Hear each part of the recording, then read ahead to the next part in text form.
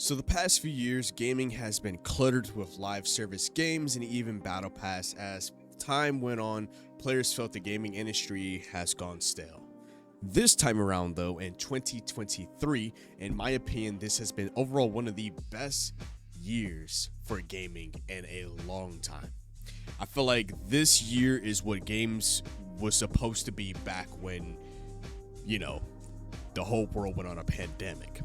But games like Tears of the Kingdom, Final Fantasy 16, Hi-Fi Rush, and even Baldur's Gate 3 has shown the industry, has shown players that you don't always need to have a live service game. Which leads me to the topic of today's video, today's review, which is Sea of Stars. Now, Sea of Stars is a beautiful masterpiece, a love letter to JRPGs back in the 90s. Developed by an indie dev studio by the name of Sabotage Studios, the same team who made The Messenger, Sea of Stars really showed what Sabotage was really made of. Sea of Stars is a narrative-driven RPG with beautifully crafted visuals and the nostalgia of pixel graphics. This is a game about two warriors who were born on the Summer and Winter Solstice that are magically enhanced beings that are fated to fight these Lovecraftian-esque monsters named Dwellers.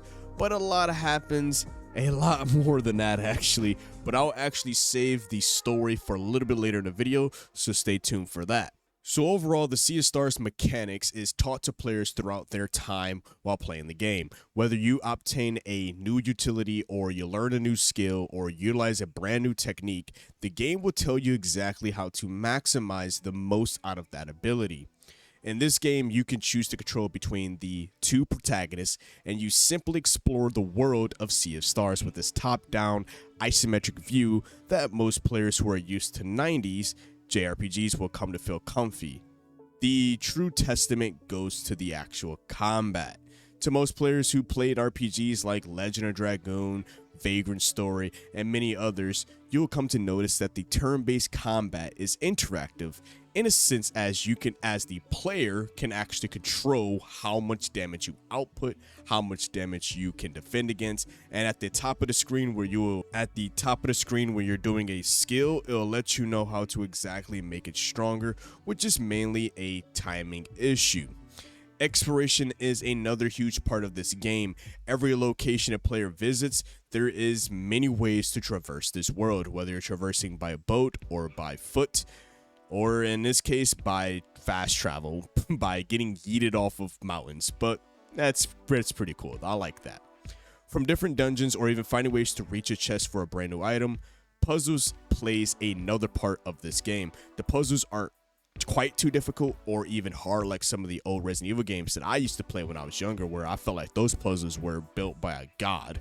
But with decent observation skills, players can actually figure out all the puzzles without needing any form of help. One major feature this game introduces is the actual stun meter, which is quite interesting. So let me explain it just a little bit for you. So every enemy that you will encounter above its head will show how many turns it takes before they can attack the player. But then it gets quite a little bit of spicy once they're about to make a skill-based attack, which will show these different blocks, and you must attack them with the same attack to actually match that block. For an example, there's blunt damage, which shows a hammer, a slicing damage, which shows a sword, a moon damage, which shows Valyr's lunar magic, a sun magic, which is Valyr's sun magic, and many others. If you attack the enemies with those attacks, then you can be able to match that up. You will actually stun them, and it plays into your strategy, because if you stun them, that actually skips their entire turn, so you don't take massive damage. Now, if you time everything right, if they're going to attack you, time it right, you can click the A button, which will actually be able to block that damage, and when you're doing your attacks, click the A button on each attack to basically increase the amount of crit that you can be able to do for that based attack. Now, another cool thing that I do like about this, it definitely steps away from some of the old tropes of JRPGs, which that there is no random encounter. So you can actually move around without worrying about randomly running into enemies. You can literally just continue walking. Now, there are enemies patrolling the area, which you can honestly just break their ankles and just boop, boop, and you're out of there, right? You're out of there, coach. Get them out of there. It is pretty cool. I actually like breaking the ankles of these dudes, but sometimes breaking ankles don't always work, and you end up getting into some fights. Now, later down the line, when you're later in the games, that when you will get into repetitive fights, and that kind of was a downer for me a little bit, because I'm just like, bro, I don't want to fight right now. I just want to just continue on with the story. And sometimes some of the enemies don't really give up enough XP, and I felt like the late game, like, you got like a crap ton, but like some stuff in the early games, I don't know, it just felt a little off on the overall progression and the leveling system. But I still had a good time. I felt like I wasn't under leveled. I still dealt enough damage, but it just seemed a little off. But let's move on to the actual controls. Controls is very simple. This is a simple RPG. There's really no true complexity to how the game actually works. The game does support controller, which is great. I play the entire 22 hours of my gameplay on controller. And one thing I loved during my playthrough is how the devs really made everything about the game regarding to teaching players how to actually play the game. Their game of the tutorial and how they taught the players was connected to the overall story. So every single thing that players did, there is a story bit that is actually connected and tied to the overarching story.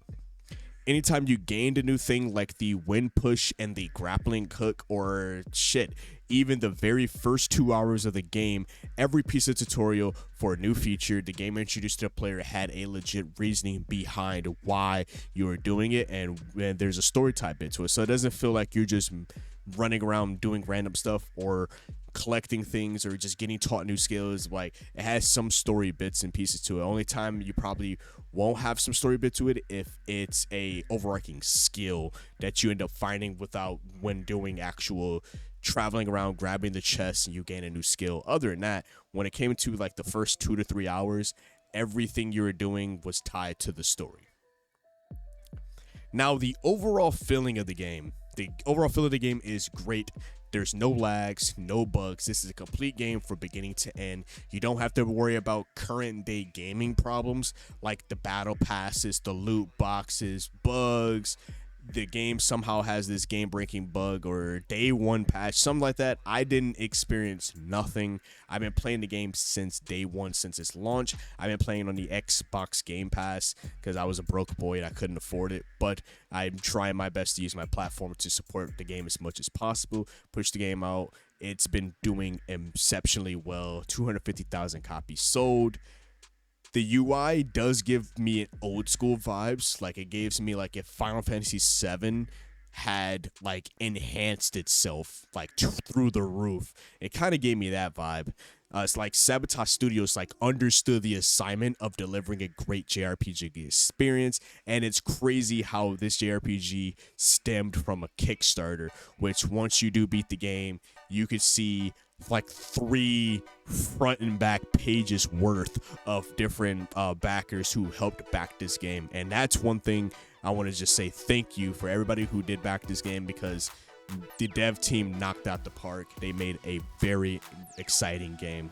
But before we finish up, I do want to talk about the graphics and the sounds. Now, the graphics is amazing, really giving the vibes of an old school 90s JRPG, but the real standout, other than the pixelated graphics, is how each level was just beautifully handcrafted. The scenery really gave a vibe like no other. Sea of Stars is a 16-bit inspired pixel 2D game, which gives SNES vibes, and if the game was like in super high res renders. The main star of this game is the OST, and oh, my sweet baby Jesus.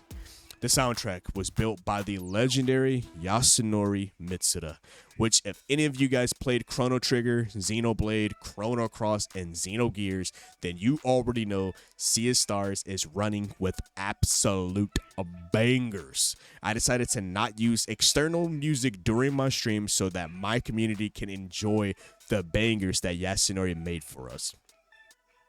Now let's talk about the overarching story. Now, I would not be spoiling any of this. I want you guys to still go experience it, so it's not that type of review. I'm just going to give you a quick synopsis of what to expect. The game introduces players to the world of Sea of Stars with 2 warriors that were born on the solstice, which is the winter and summer solstice.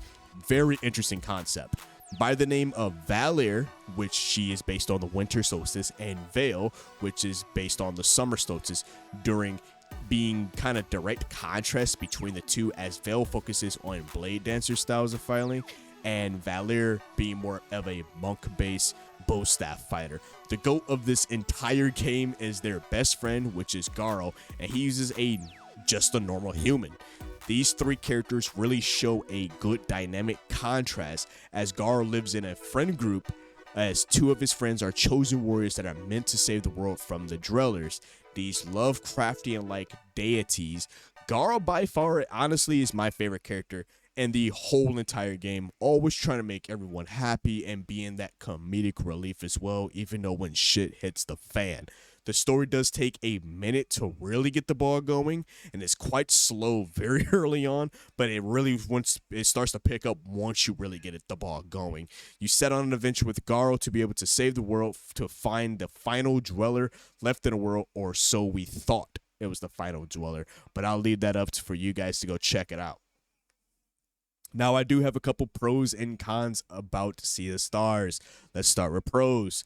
Like I said, it has gorgeous 2D graphics with a retro aesthetic, fun and active based turn combat, interesting world with a lot to explore. The characters is, there's some great characters. The writing, in my opinion, felt like friends were all talking. You know what I mean? It didn't always felt too serious. Like, it had some ups and downs when it comes to overarching writing, but it was all right. I actually enjoyed it. I did sound out everything, so a lot of the voice acting for the characters came from me during my live streams, which I try my best. The soundtrack, absolute banger. Honestly, if I could find an album on YouTube Music, I'm going to download it, and I'll probably bang it on my way to work. It has a very well-written story with plenty of twists and turns, and once again, like I said, it's not plagued with modern-day gaming problems like microtransactions, so you don't have to worry about that. Now, I do have a couple of cons, though. The ending to the game is a little abrupt. It was a little off, like it had closure, but I felt like there's something missing, which kind of segues into the DLC that they're attempting to make. So we'll see, hopefully, in the DLC that there's something else that can add a little bit of a staying paying tang, like a little spice to it, right? The backtracking to a bunch of different locations, it did feel like I was playing a Resident Evil game at one point, so I don't know how authentic it is. And combat towards the end of the game did get super repetitive. Like I said earlier, it was just like I wanted just to completely just go to that said location without worrying about getting stopped every 30 seconds by another enemy, especially when I did not want to fight, didn't need to grind out leveling, nothing like that. I think I ended the game at like level 15 or level 17, one of the two. In conclusion, Sea of Stars is a beautiful love letter to players who wants to sit down and enjoy a good JRPG like they used to when they were younger. Yes, we have games like Octopath Traveler, Trials Series, and many more that dropped this year, and shit, even in the past couple of years. Sea of Stars gives players a huge experience with $35 price tag, or you could play this free on Game Pass.